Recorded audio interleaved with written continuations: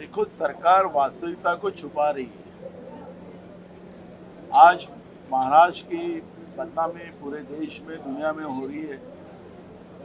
कुछ मंत्री और वरिष्ठ अधिकारी, फिर वो आईएएस हो या महसूल के हो या हमारे आईपीएस हो, पुलिस वाले हो, ये सब लोग उसमें इन्वॉल्व हैं। इसका जो आंकड़ा है 72 से भी ऊपर है।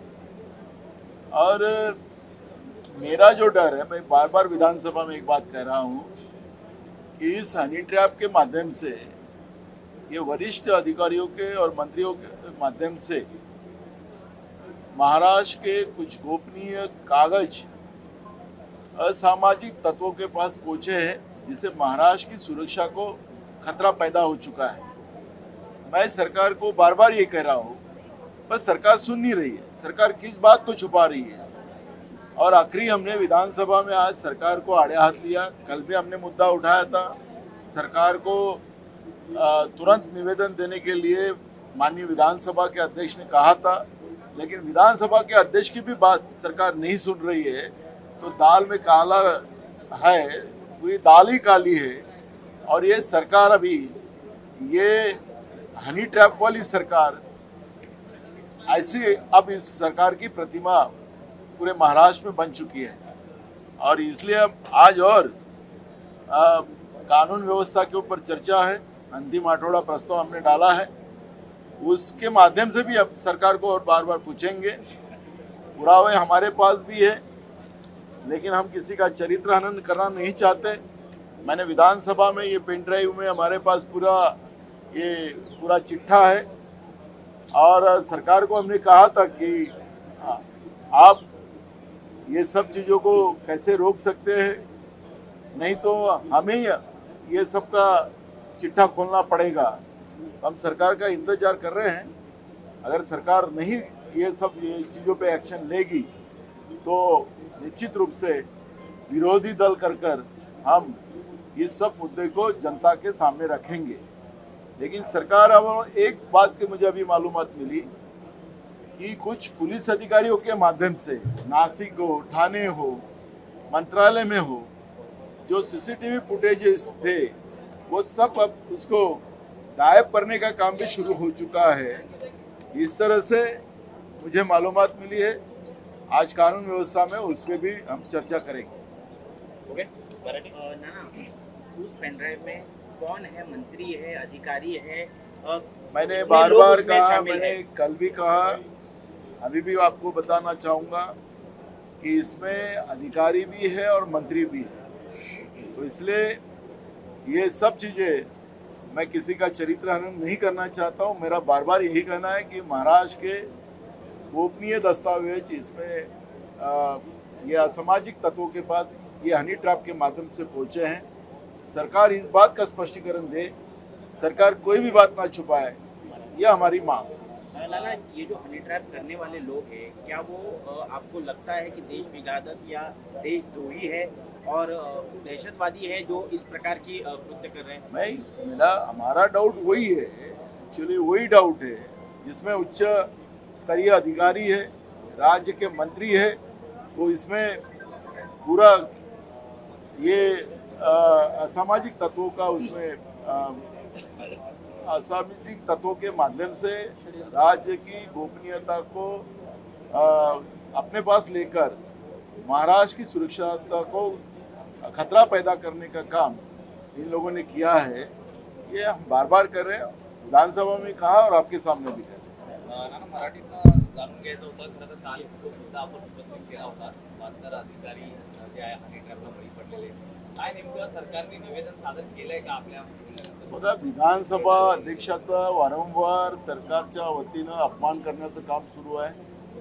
विधानसभा अध्यक्षांनी मंत्र्यांना, सरकारला सांगितले की निवेदन करा, आपण उभं व्हा, पण सरकारचा मंत्री कोणी विधानसभा अध्यक्षाला ऐकत नाही, अशी परिस्थिती आपण पाहिलेली आहे। विधानसभेच्या अध्यक्षाचाही अपमान राज्याचं सरकार करताना आम्ही पाहतो आहे आणि आपणही पाहताय। काल जो मी मुद्दा हनी ट्रॅपचा उपस्थित केला होता, त्याच्यावर माननीय अध्यक्षांनी सांगितले की निवेदन करा संध्याकाळपर्यंत, पण सरकारने केला नाही। म्हणून आज तो मुद्दा मी पुन्हा उपस्थित केला. याचे धागेदोरे नाशिक, ठाणे आणि मंत्रालय या हनी ट्रॅपचे धागेदोरे इथपर्यंत पोहोचलेले आहेत.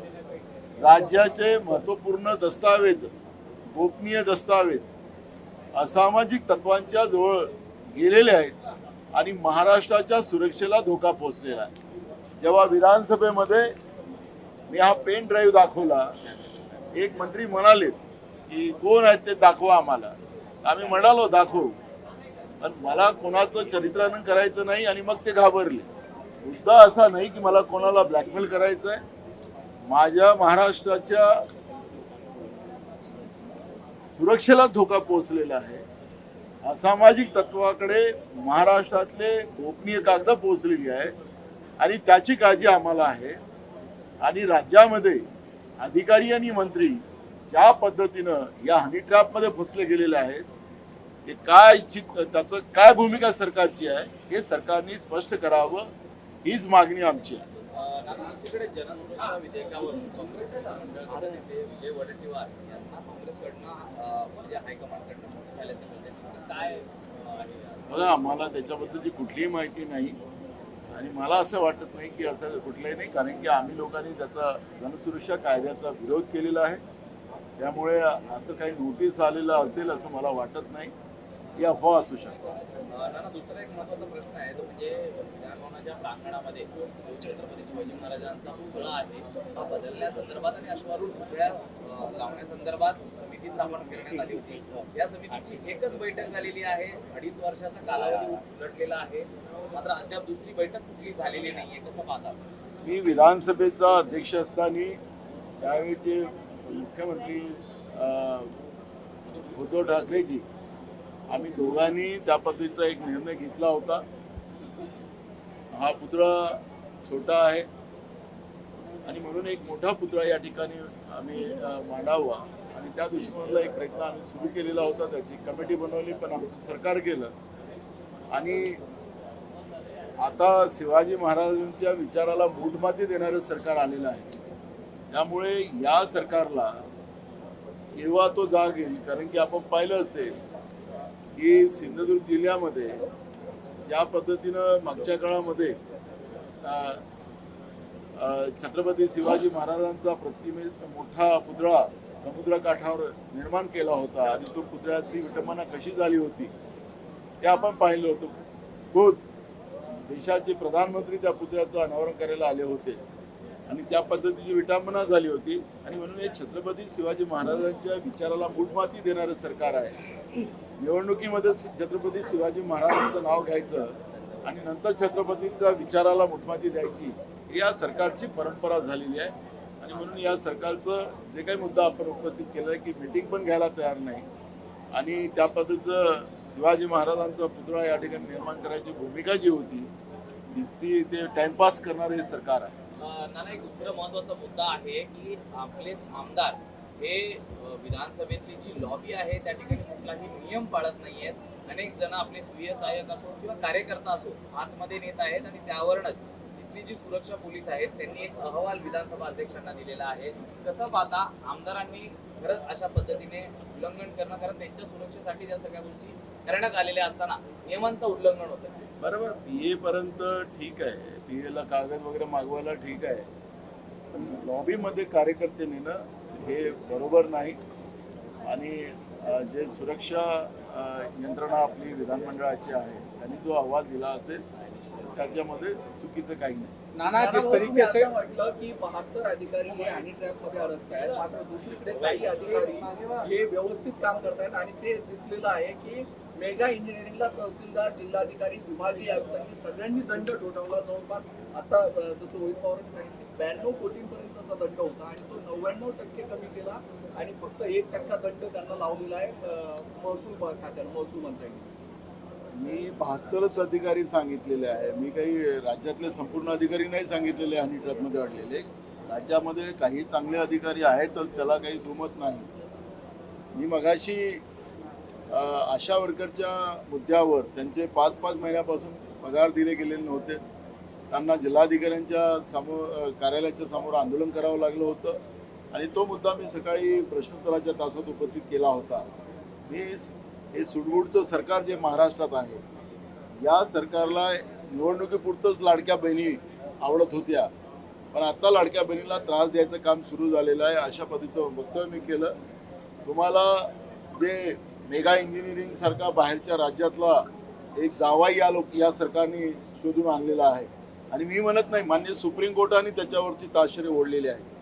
आणि म्हणून त्यांच्यावर या गोंड खनिजाच्या बाबतचा जो दंडात्मक कारवाई मराठवाड्यातील एका तालुक्यामध्ये गेलेला होता, त्याच्यामध्ये त्याचे 99% त्याच्यावर जे कारवाई झाली होती त्याला ते पैसे कोट्यावधी रुपये माफ करण्यात आलेले होते.